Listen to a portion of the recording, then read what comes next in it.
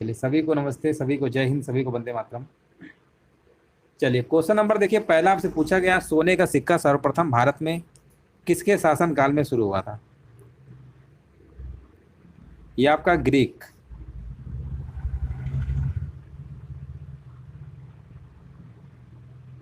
देखिए, भारत में सर्वप्रथम ग्रीक यानी यूनान शासकों ने स्वर्ण सिक्के को चलाया था, याद रखिएगा। ग्रीक शासकों के सोने के सिक्कों पर एक एक और राजाओं की आकृति और दूसरी ओर किसी देवता की मूर्ति पर चिन्ह बनाए गए थे, ठीक है ना। आंसर आपका यहाँ पर, राइट आंसर आपका हो जाएगा। यहाँ पर आपका ग्रीक सही होगा। अगला प्रश्न बताइए।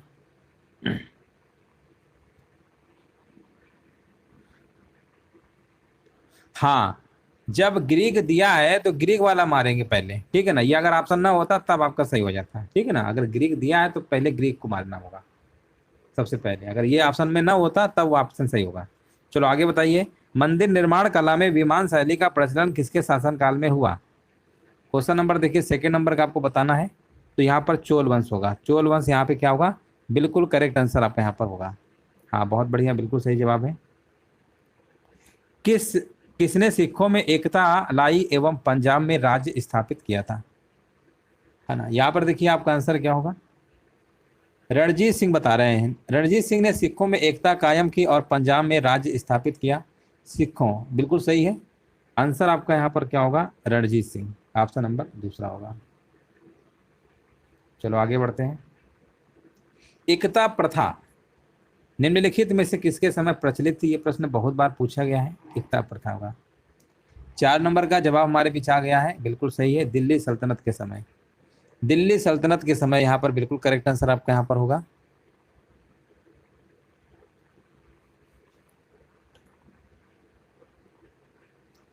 क्लीमेंट एटली की घोषणा ने संसद में इनमें से किसकी उद्घोषणा की? 5 नंबर का जवाब देना है। तो 5 नंबर का जवाब आपका होगा ब्रिटेन का भारत छोड़ने का निर्णय। 5 नंबर का जवाब यहाँ पर तीसरा है। क्लेमेंट एटली ने 20 फरवरी 1947 को अपनी उद्घोषणा में कहा कि ब्रिटिश सरकार निश्चित रूप से जून 1948 से पहले भारतीयों को पूर्ण सत्ता सौंप देगी और हम लोग वापस चले जाएंगे। यहाँ पर देखिए, भारतीय राष्ट्रीय आंदोलन से प्रश्न लिए गए हैं। बताइए, आजाद हिंद फौज के संस्थापक कौन थे? यहाँ पर संस्थापक की बात करेंगे तो आंसर आपका होगा सुभाष चंद्र बोस। सांप्रदायिक निर्वाचन वर्ग भारत में पहली बार किस वर्ष में आरंभ किया गया था? सांप्रदायिक निर्वाचन वर्ग भारत में पहली बार किस वर्ष में आरंभ किया गया था? तो ये किया गया था आपका ऑप्शन नंबर यहाँ पे 1909। 1909 यहाँ पे बिल्कुल करेक्ट आंसर आपका होगा। चेक कर लीजिए, सभी का आ रहा है। और इसी को हम मार्ले मिंटो सुधार के नाम से भी जानते हैं। Morley Minto,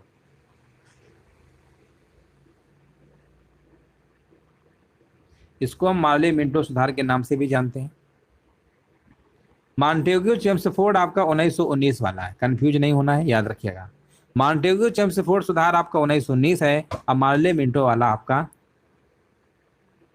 1909। All India Muslim league की जो स्थापना किसने की थी? 8 नंबर बताइए। तो ये किया था आपका ऑल इंडिया मुस्लिम लीग की स्थापना आगा खान ने। 8 नंबर का तीसरा नंबर आपका सही है।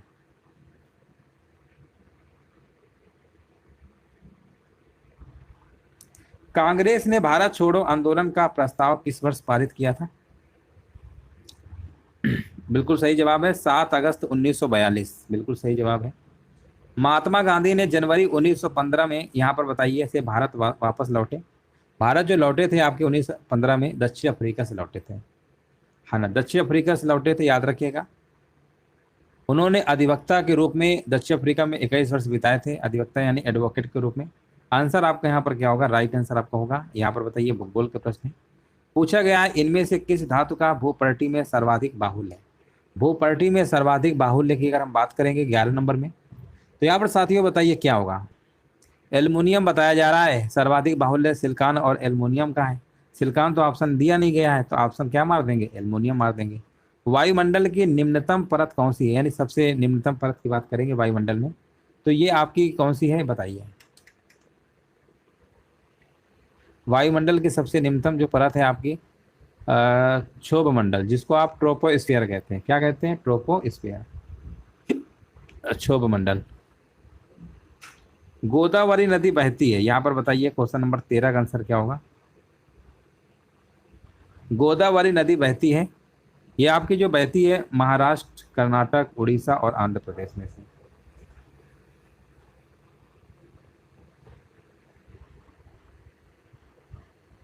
हाँ हाँ बिल्कुल बात सही है। इसका उद्गम जो है महाराष्ट्र के, हाँ, नासिक जिले में है ना, बिल्कुल सही है। ये प्रायद्वीपीय पठार की सबसे बड़ी नदी भी होती है। चलो बताइए, किस भारत में हिमालय की सबसे ऊंची चोटी किस राज्य में है? सबसे ऊंची चोटी की बात करेंगे आपकी सिक्किम राज्य में।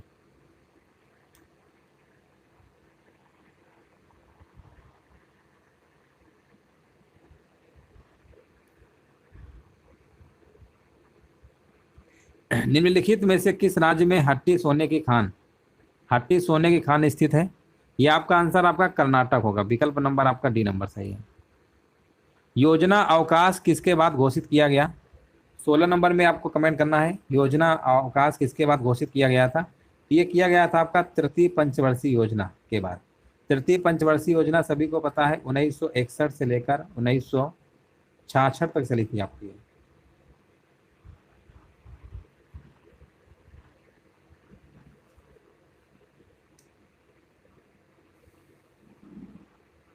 योजना अवकाश बिल्कुल सही है। भारत सरकार की प्रथम पंचवर्षीय योजना किस पर आधारित थी? चलिए 17 नंबर बताइए, भारत सरकार की प्रथम पंचवर्षीय योजना किस पर आधारित थी? प्रश्न बहुत बार कराया है।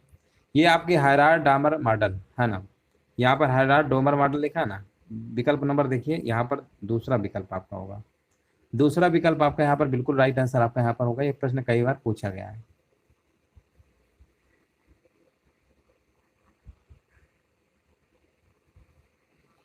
ये आपकी पहली योजना थी, पहली थी आपकी। दूसरी आपकी थी ना, दूसरी कौन सी थी आपकी? हाँ, दूसरी आपकी थी महालेनोबिस मॉडल है ना, दूसरी महालेनोबिस मॉडल थी। और पहला आपका था हैराड डोमर मॉडल। याद रखिएगा दोनों चीजें, पहली पूछ ले या दूसरी पूछ ले। चलो यहाँ पर बताइए, इनमें से कौन सा एक दीनदयाल उपाध्याय ग्रामीण कौशल योजना का उद्देश्य नहीं है? कौन सा उद्देश्य नहीं है? पहला है ग्रामीण युवाओं को शामिल कर ट्रेनिंग देना, ये तो है। दूसरा विकल्प आपका लिखा हुआ है स्थानीय व्यवसाय शुरू करने के लिए वित्तीय सहायता देना, यही नहीं होगा।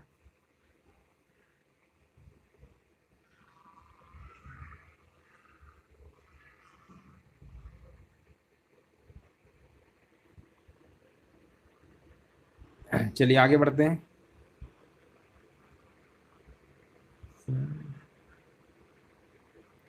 चलिए यहाँ पर बताइए चुंगी क्या है? यहाँ पर बताइए चुंगी क्या है ना, चुंगी 19 नंबर का बताना है। चुंगी एक स्थानीय क्या होता है? कर होता है, टैक्स होता है।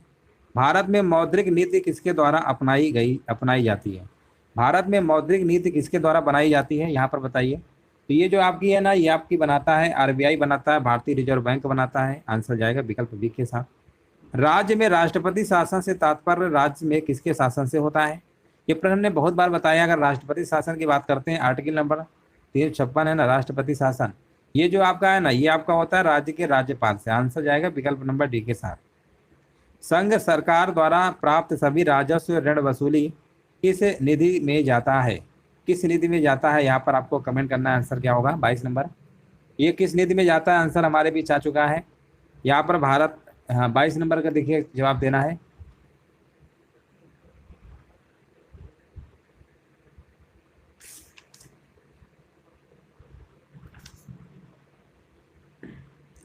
चलिए 22 नंबर का जल्दी से कमेंट करिए, यहाँ पे राइट आंसर क्या होगा?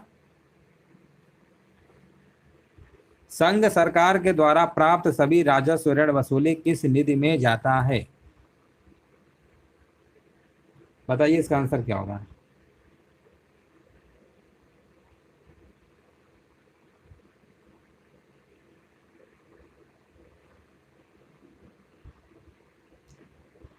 हाँ, यहाँ पर आंसर है आपका भारत की समेकित निधि। ऑप्शन नंबर तीसरा आपका होगा। चलिए आगे बढ़ते हैं। मूलभूत संविधान के कौन से भाग में कल्याण राज्य की संकल्पना सम्मिलित की गई है ना?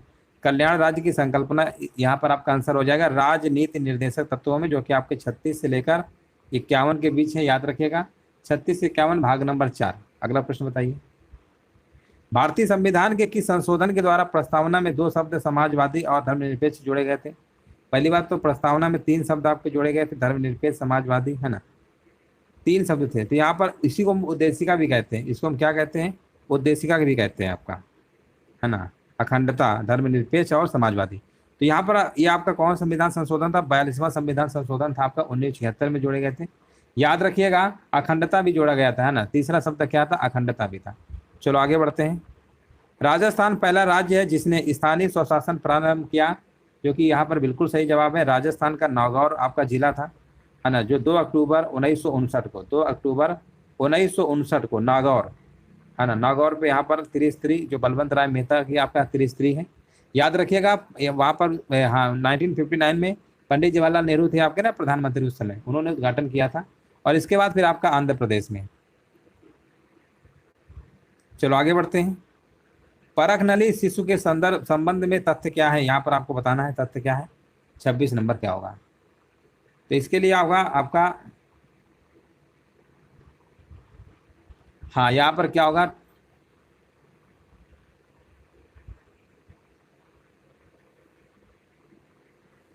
छब्बीस नंबर का आंसर क्या होगा?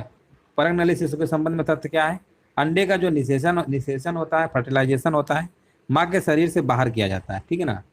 इसमें क्या होता है, हाँ, इसमें जो आपका फर्टिलाइजेशन होता है तकनीक जो है, ये आपका क्या होता है इसमें बाहर से, ठीक है ना। आंसर आपका यहाँ पर होगा विकल्प नंबर आपका राइट आंसर। चलिए आगे बढ़ते हैं। चलिए एक सेकेंड।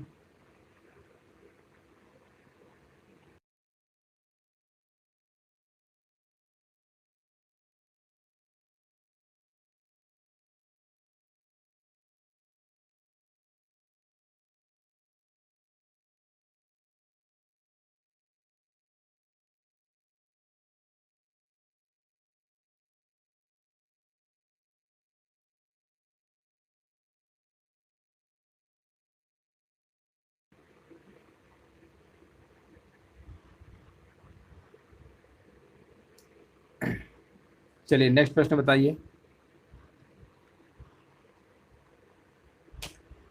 चलिए यहाँ पर बताइए, नेक्स्ट प्रश्न आपको बताना है। किसकी उपस्थिति के कारण किसी पादप कोशिका और पशु कोशिका में अंतर पाया जाता है?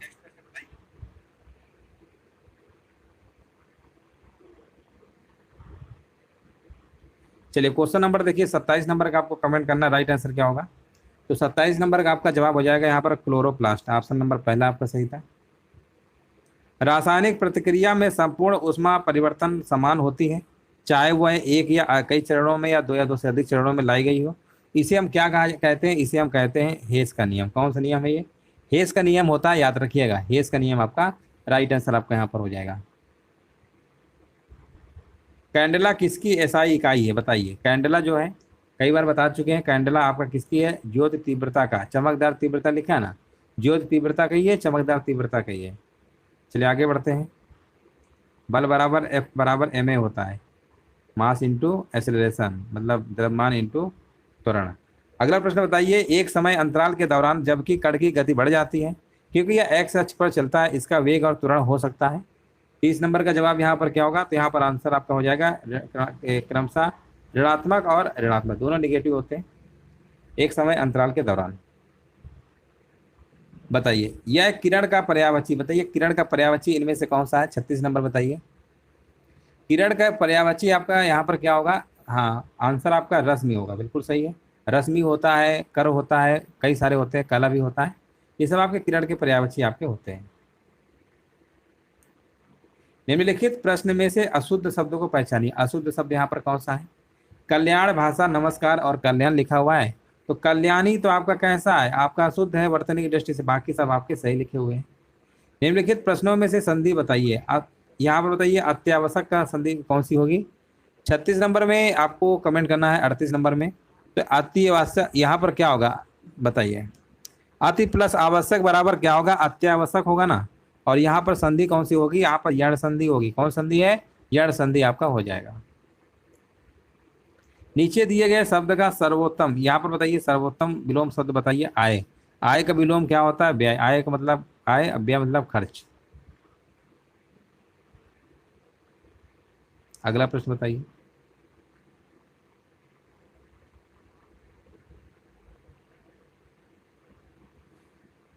यहाँ पर बताइए निम्न वाक्यों में एक वाक्य व्याकरण की दृष्टि से शुद्ध है वैचानी है। 40 का आंसर क्या होगा? 40 नंबर का कमेंट करिए। यहाँ पर लिखा हुआ यदि हमें जीवन में कुछ प्राप्त करना है तो पुरुषार्थ को अपने जीवन का लक्ष्य बनाना चाहिए, यही आपका शुद्ध है। नेक्स्ट प्रश्न बताइए। जम्मू कश्मीर के बाद अब किस राज्य में लिथियम का सबसे बड़ा भंडार मिला है? 51 नंबर।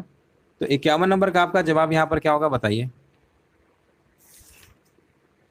ये आपका मिला है, आपका राजस्थान में मिला है। आंसर जाएगा विकल्प नंबर डी के साथ, राजस्थान के नागौर जिले में, याद रखिएगा। भारत ने किस शहर में पहली बार भौतिक संघाई सहयोग संगठन SCO स्टार्टअप फोरम की मेजबानी किया है? तो ये किया है आपका नई दिल्ली। अमेरिका की न्यूयॉर्क पुलिस विभाग में सर्वोच्च रैंकिंग वाली दक्षिण एशियाई महिला कौन बनी है?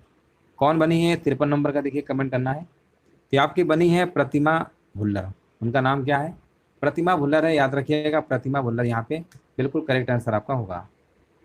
संयुक्त राष्ट्र प्रवासन एजेंसी की पहली महिला महानिदेशक के रूप में किसे नियुक्त किया गया है? तो ये नियुक्त किया गया है आपका, उनका नाम है आपका एमी पोप, है ना, एमी पोप। सबसे ज्यादा प्राप्त GI टैग की लिस्ट में कौन सा राज्य दूसरे स्थान पर पहुंचा है? सबसे ज्यादा प्राप्त GI टैग की लिस्ट में कौन सा राज्य दूसरे स्थान पर पहुंचा है? 55 नंबर का जवाब आपका यहाँ पर हो जाएगा उत्तर प्रदेश, है ना। उत्तर प्रदेश यहाँ पे बिल्कुल करेक्ट आंसर आपका होगा। किस राज्य के मुख्यमंत्री को भारत रत्न डॉक्टर अंबेडकर अवार्ड से सम्मानित किया गया है? 56 नंबर का जवाब यहाँ पर क्या होगा? हाँ, भारत के जो पूर्व राष्ट्रपति आपके थे ना, कौन से, रामनाथ कोविंद जी को, उत्तर प्रदेश के हैं, है ना।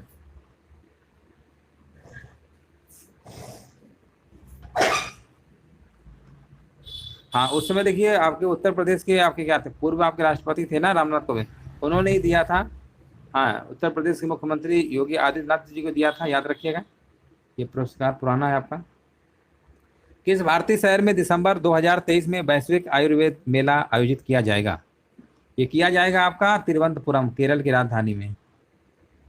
IPL के एक सीजन में 700 रन बनाने वाले सबसे युवा क्रिकेटर कौन बने हैं? सबसे युवा क्रिकेटर कौन बने, यहाँ पर आपको जवाब देना है 58 नंबर। तो ये आपके बने शुभमन गिल। आंसर जाएगा विकल्प नंबर डी के साथ। संयुक्त राष्ट्र महासभा ने किस दिन को विश्व सतत परिवहन दिवस के रूप में घोषित किया है? 59 नंबर का देखिए आपको कमेंट करना है, आंसर क्या होगा। और 59 नंबर का यहाँ पर जवाब बताया जा रहा है 26 नवंबर को। 26 नवंबर को संविधान अंगीकृत भी हुआ था, है ना, 1949 को, और लागू हुआ था आपका 26 जनवरी 1950 को, 2 महीने बाद। तो 26 नवंबर याद रखिएगा। किस दिन को विश्व सतत परिवहन दिवस के रूप में घोषित किया है? 26 नवंबर। किसके द्वारा हाल ही में द गोल्डन ईयर्स नामक एक नई पुस्तक लिखी गई है? और ये जो लिखी गई है आपकी रस्किन बांडे ने लिखा है, बिल्कुल सही है। आंसर जाएगा विकल्प नंबर दूसरे के साथ। निम्नलिखित में से कौन सा भारतीय शहर यूनेस्को विश्व धरोहर स्थलों की सूची में शामिल है ना। यहाँ पर देखिए आपको बताना है 40वें नंबर पे विश्व धरोहर स्थल में आपका लोथल शामिल है ना, गुजरात में पड़ता, नहीं, धौलावीरा आपका। धौलावीरा कहाँ है? गुजरात में। चलो यहाँ पर बताइए कौन सा भारतीय शहर यूनेस्को विश्व धरोहर स्थलों की सूची में शामिल है? 61 नंबर। यहाँ पर आपका अहमदाबाद हो जाएगा। अहमदाबाद बिल्कुल सही है। हाँ, अहमदाबाद बिल्कुल सही है।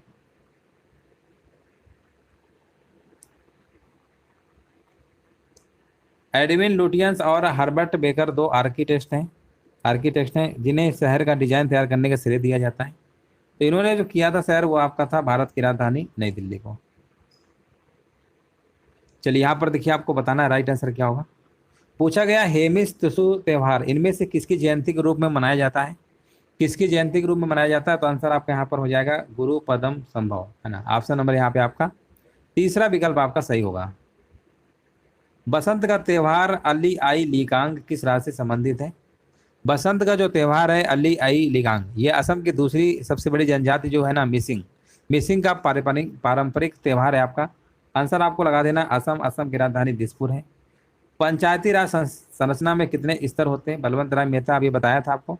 सबसे पहले नागौर जिले में राजस्थान के 2 अक्टूबर 1959 को लागू किया बलवंत राय मेहता। त्रिस्तरीय, कौन सी? त्रिस्तरीय। कितने स्तर है? त्रिस्तरीय। 65 नंबर का आपका आंसर क्या होगा? हाँ, 65 का आपका तीसरा होगा। या 73वां संविधान संशोधन 1992 द्वारा यहाँ पर आपका आया था ये आपका। इसमें ग्राम पंचायत और आपका मध्यवर्ती स्तर पर ब्लॉक स्तर है, और पंचायत समिति जो होती है ना जिला स्तर पर जिला परिषद। ग्राम पंचायत, पंचायत समिति और जिला परिषद, सबसे बड़ा जिला परिषद होता है। यहाँ पर बताइए लेसल पतु किस भारतीय राज्य का लोक नृत्य है? लेसल पतु है ना, ये आपका नागालैंड का है। नागालैंड की राजधानी कोहिमा है, और वहाँ की राजकीय जो भाषा है अंग्रेजी है, राज्य भाषा। अगला प्रश्न बताइए निम्नलिखित में से किस राज्य में पूर्वजों की पूजा से संबंधित त्यौहार मी दम मी फी मनाया जाता है? 67 नंबर बताइए। तो ये आपका मनाया जाता है, आंसर आपका होगा असम। असम की राजधानी दिसपुर है। अगला प्रश्न बताइए the free wires on democracy culture and the nation, इस पुस्तक के राइटर का नाम आपको बताना है। इसके राइटर आप कौन है? रवीश कुमार बताया जा रहा है, जो कि बिल्कुल सही है ना, रवीश कुमार आपके हैं। चलो यहाँ पर बताइए।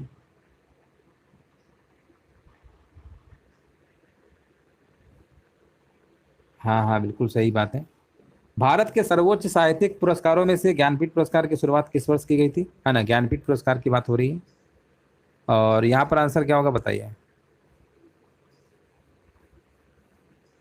1961 बताया जा रहा है, बिल्कुल सही है। 1961 यहाँ पे क्या होगा, बिल्कुल करेक्ट आंसर आपका यहाँ पर हो जाएगा। तीसरी पंचवर्षीय योजना भी आपकी 1961 में शुरू हुई थी, है ना। तो ज्ञानपीठ पुरस्कार की शुरुआत और तीसरी पंचवर्षीय योजना की शुरुआत दोनों सेम है। भारत में कितने नाभिकीय विद्युत संयंत्र मौजूद हैं? भारत में अगर हम बात करेंगे तो इसमें कितने आपके हैं? 7 हैं। कितने हैं? 7 हैं आपके। विकल्प आपका पहला ही होगा। अब देखिए यहाँ से हमने प्रश्न आपके लिए है ना, सामान्य जागरूकता जनरल अवेयरनेस के जो आपके टॉपिक में 10 प्रश्न आएंगे। आज हम यहाँ पर आपका थ्योरी वाला पार्ट कवर करेंगे, है ना, यहाँ से। और थ्योरी वाले पार्ट में हमने जो टॉपिक लिया है, आपका पहला ही टॉपिक था आपका भारत के पड़ोसी देश। भारत के पड़ोसी देश के यहाँ पर इंपॉर्टेंट पॉइंटों को देखने वाले हैं। जैसा कि पहला पॉइंट लिखा हुआ है, भारत एक विशाल देश है। इसका पूर्व से पश्चिम अधिकतम विस्तार 2933 है, और उत्तर से दक्षिण का विस्तार 3214। ये दोनों डाटा याद रखिएगा, उत्तर से दक्षिण 3214 किलोमीटर और पूर्व से पश्चिम आपका 2933।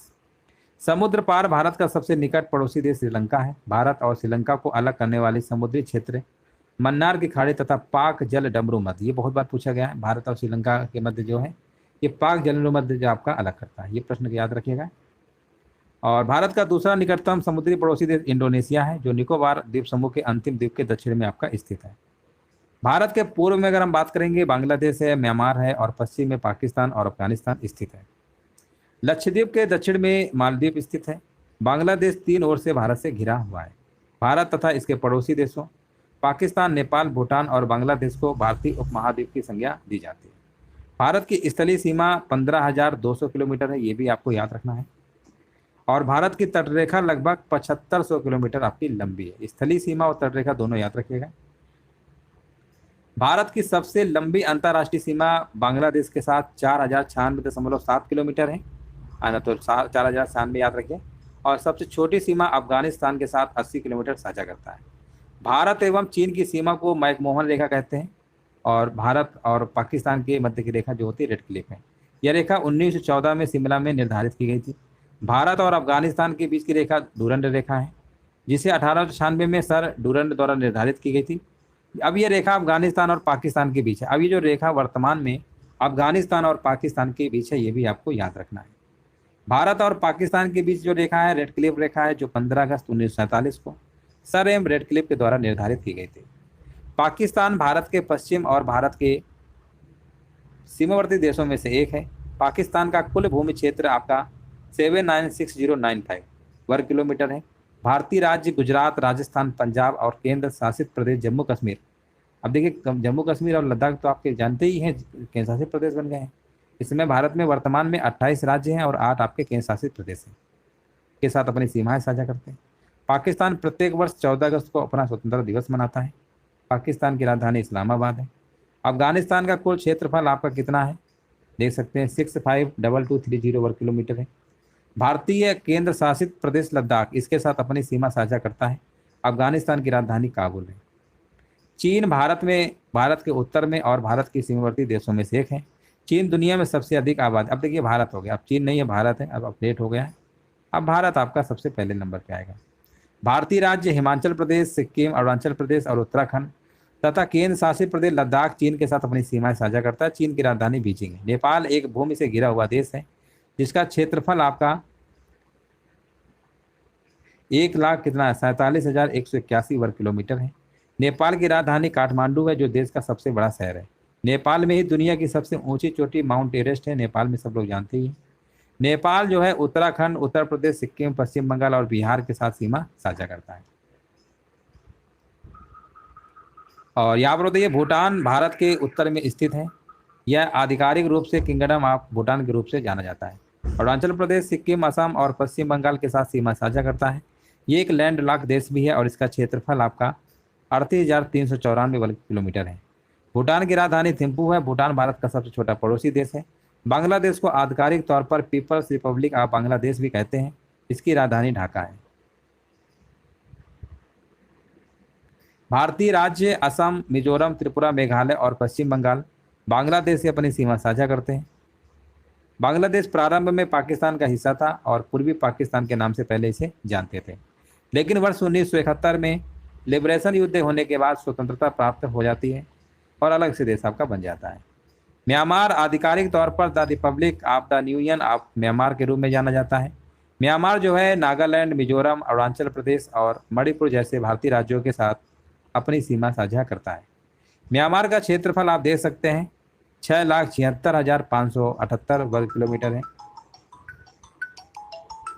अगला प्रश्न है, म्यांमार की राजधानी आप देख सकते हैं नियपेडा है। श्रीलंका को आधिकारिक रूप से democratic socialist Republic of Sri Lanka के रूप में जाना जाता है। श्रीलंका की 2 राजधानियां हैं। देश की वाणिज्यिक राजधानी कोलंबो है और दूसरी राजधानी श्री जयवर्धनेपुरा कोट्टी यहाँ की विधायी राजधानी। मालदीव को आधिकारिक रूप से रिपब्लिक ऑफ मालदीव कहा जाता है। इसका क्षेत्रफल 298 वर्ग किलोमीटर है और मालदीव की राजधानी माले है। अब यहाँ पर देखिए, कुछ हमने प्रश्न लिया राज्यसभा के सदस्यों की संख्या जो कि अपडेटेड है। और आप यहाँ पर देख सकते हैं राज्य शासित प्रदेश सदस्य संख्या। आंध्र प्रदेश में राज्यसभा सदस्यों की संख्या कितनी है साथियों, याद रखिएगा 11 है। असम में 7 है, छत्तीसगढ़ में 5 है, गुजरात। याद रखिएगा डाटा हो सकता है किसी राज्य के राज्यसभा के सदस्यों की संख्या पूछ ले। हिमाचल प्रदेश में आपके 3 हैं, अरुणाचल प्रदेश में आपके 1 है, बिहार में 16, गोवा में 1, हरियाणा में 5, जम्मू कश्मीर में 4 और कर्नाटक में 12, मध्य प्रदेश में 11। मनोज स्टडी सेंटर एप्लीकेशन से जुड़ जाइएगा तो वहाँ पर आपको इसकी PDF भेज देंगे, तो वहाँ से आप इसको पढ़ भी लीजिएगा। झारखंड की बात करेंगे, यहाँ पर देख सकते हैं सब राज्यों को दिया हुआ है राज्यसभा के सदस्यों की संख्या कितनी है। मणिपुर की 1 है, मिजोरम की भी 1 है, मेघालय की भी 1 है, महाराष्ट्र में 19 है, उड़ीसा में 10 है, पुडुचेरी में 1 है, राजस्थान में 10 है, सिक्किम में 1 है और उत्तर प्रदेश में आपके कितने 31 हैं, सबसे ज़्यादा है। और लोकसभा की बात करेंगे तो लोकसभा में आंध्र प्रदेश में 25 है। लोकसभा की सीटें भी सबसे ज़्यादा उत्तर प्रदेश में ही है। असम में 14, छत्तीसगढ़ में 11, गोवा में 2, हरियाणा में 10, जम्मू कश्मीर में 5 और अरुणाचल प्रदेश में 2, बिहार में 40, गुजरात, हिमाचल प्रदेश, झारखंड, केरल में 20 आपकी है। यहाँ पर आप देख सकते हैं सारा डाटा आपको यहाँ पर दिया गया है। कहाँ पे कितनी सीटें हैं आप यहाँ पर देख सकते हैं। उत्तर प्रदेश में सभी को पता है 80 सीटें, कितनी सब ज़्यादा है।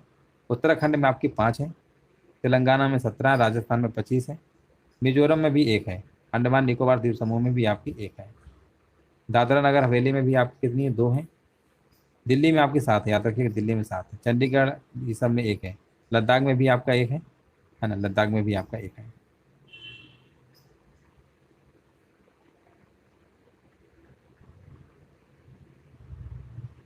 हाँ हाँ बिल्कुल।